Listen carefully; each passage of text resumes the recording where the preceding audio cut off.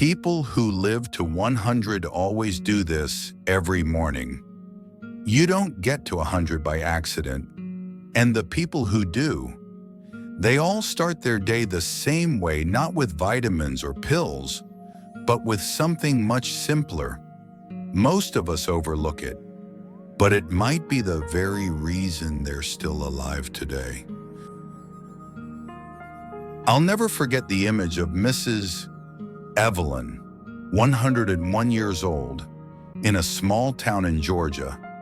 Her hands, though weathered by time with age spots and prominent veins, remained steady as she poured tea.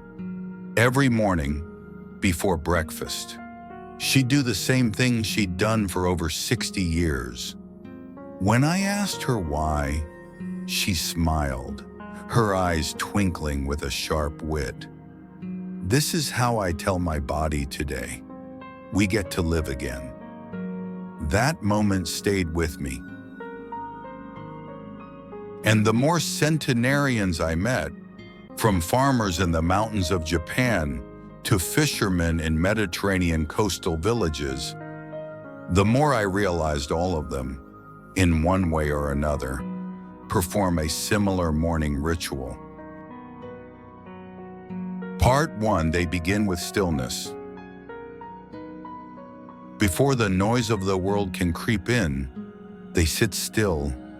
No scrolling through phones, no rushing. They just sit. Sometimes it's a whispered prayer. Sometimes it's deep, even breaths. Sometimes it's simply absolute silence. Every day, Mrs.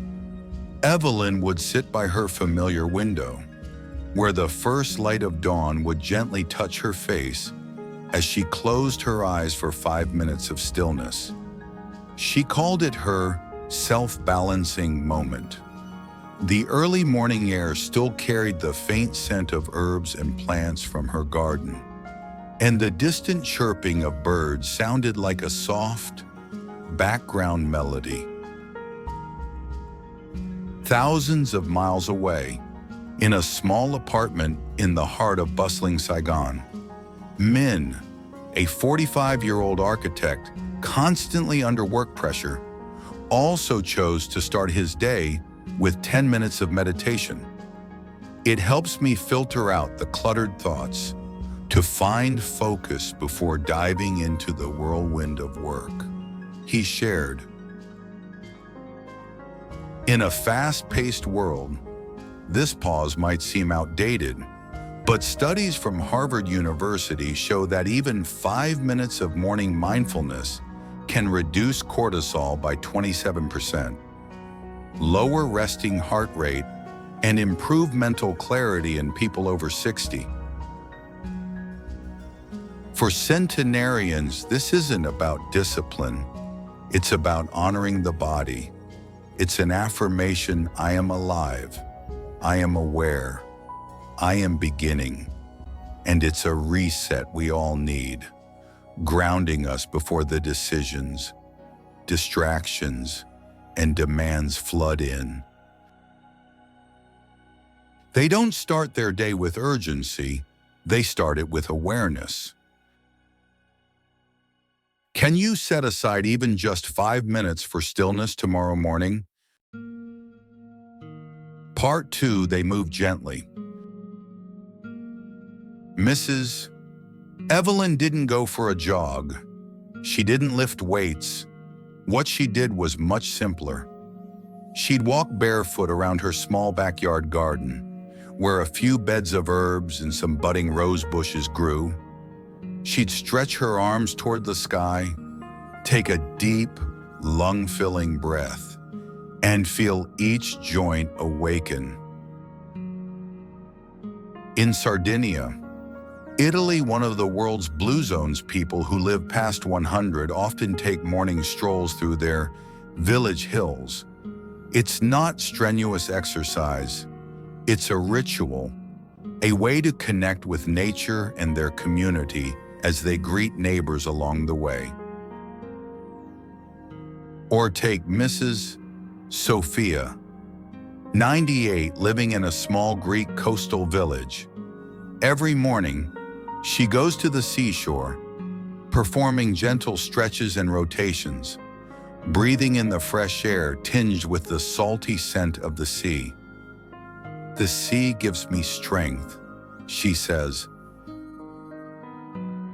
According to a 2019 study in the Journal of Aging and Physical Activity, light physical movement within the first hour of waking improves lymphatic flow, reduces joint stiffness, and supports cardiovascular health in older adults. Morning movement doesn't just activate the body, it sends a message: today, I participate.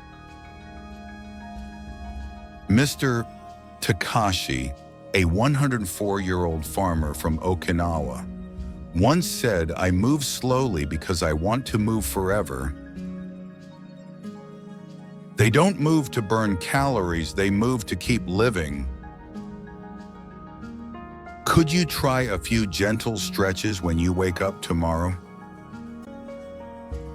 Part 3, they practice gratitude.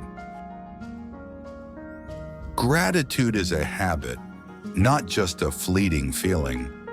And people who live to 100 make it an indispensable part of their mornings.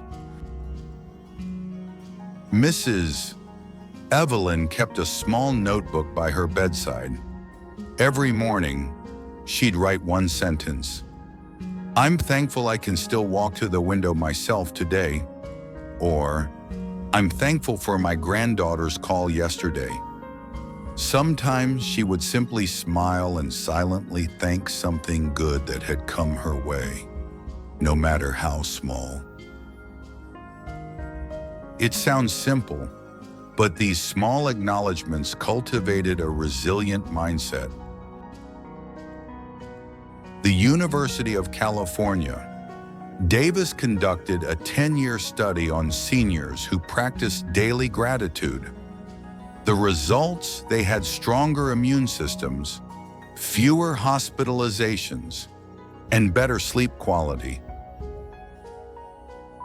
Gratitude reduces inflammation, boosts serotonin, and strengthens relationships, all powerful factors in longevity. Mrs. Evelyn often said that gratitude helped her feel more connected to those around her and to life itself. But beyond the science, there's something spiritual in saying thank you at the start of a new day. They don't wait for a reason to feel thankful. They make thankfulness the reason. What are you thankful for today, however small? Part 4. They nourish their bodies with intention. The breakfast of the elderly is not rushed. It's not skipped. It's purposeful. Mrs. Evelyn usually started with a glass of warm water with a few slices of lemon. Then, she'd brew a fragrant pot of ginger tea.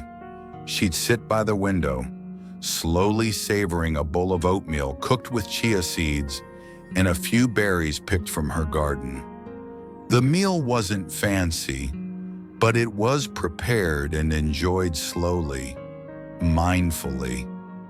She often shared this breakfast with her neighbor, and it was also a time for them to chat and share.